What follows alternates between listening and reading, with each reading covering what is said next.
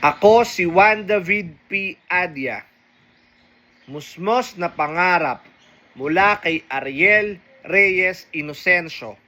Ako'y munting bata sa puso at isip, maglaro, magbasa, ang tangi kong hilig. Lagi kong dalangin sa Ama sa langit. Ako ay gabayan sa aking pag-idlip. Ang turo ni ina ay maging magalang. Ang bili ni Ama sa kapwa'y magmahal.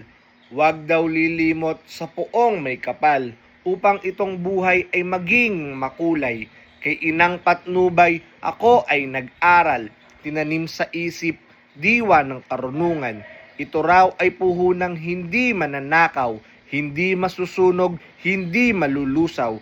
Kaya't sa paglipas ng mga panahon, pangaral ni Ama sa puso ay baon, na naging sandalan sa bawat pagsulong, upang itong buhay gumanda't yumabong. Musmos na pangarap mula kay Ariel Reyes Inocencio.